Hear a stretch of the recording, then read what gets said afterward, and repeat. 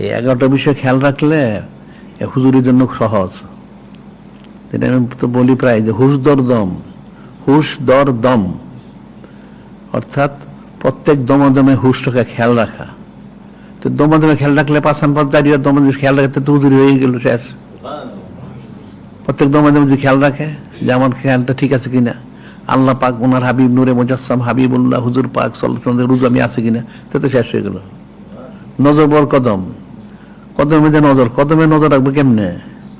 অর্থাৎ সুন্নত ওনার ইত্তেবা করতে হবে।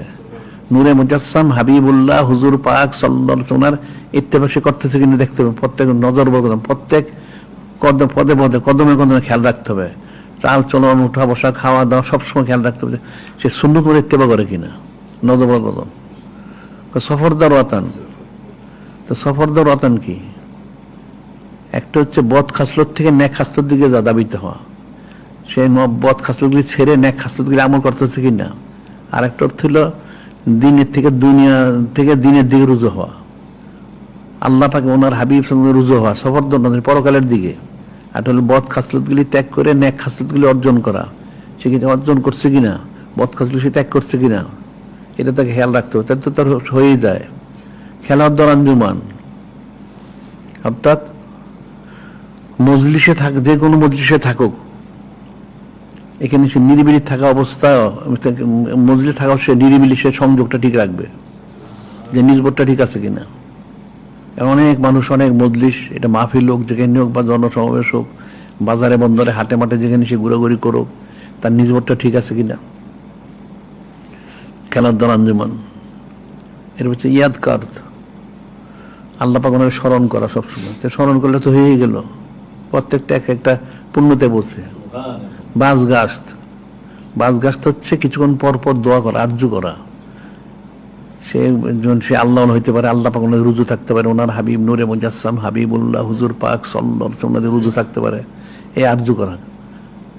আরো আত্মরক্ষী হয়, রুহানি নিজবত হাসিল করতে পারে, ফয়েজ তজ্জ হাসিল ইত্যাদি ইত্যাদি, কিছুক্ষণ পর পর আরজু করা। তাহলে তো সে 24 ঘন্টা মশগুল থাকলো।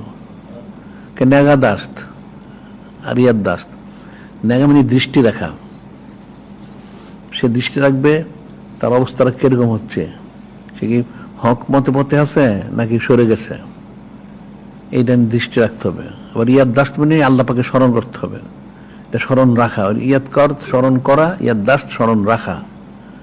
একটা হলো স্মরণ করবে, একটা হলো স্মরণ রাখবে। করা এবং রাখা দুইটা দুই রকম, একটা করলো, একটা হলো রাখা, মানে খেয়ালের মধ্যে থাকবে যে ঠিক আছে আল্লাহ পাক ওনার স্মরণটা ঠিক আছে।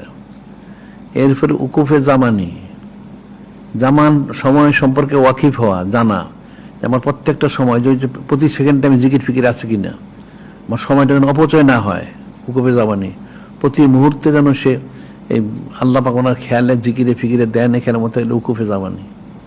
উকুফে কলবি, কল্প সম্পর্কে ওয়াকিফ হওয়া, যে কল্পটা আমার ঠিক আছে, আমার কল্পটা কি জিকির ফিকিরে মশগুল আছে না গায়রুল্লাহর দিকে আছে না আল্লাহ পাক ওনার দিকে আছে, কোনটা আছে, এদিকে সবসময় তার খেয়াল রাখতে উকুফে কলবি।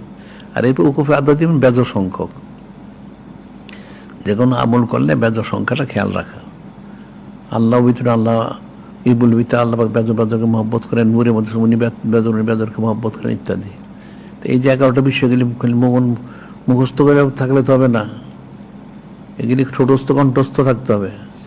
জিজ্ঞাসা করলে যখন তখন জবাব দিতে হবে, এইরকম থাকতে হবে। এগুলি মুখস্থ করছে কতজন, তাহলে তো মুখস্থ জিজ্ঞাসা করবো আমি সবাইকে একজন একজন করে, আমাকে জবাব দিতে হবে। একজন করে যারা আসবে সবতে আমি জিজ্ঞাসা করবো, আমাকে জবাব দিতে হবে মুখস্থ আছে কিনা। মুখস্থ থাকলে এটা বুঝছে কিনা এটা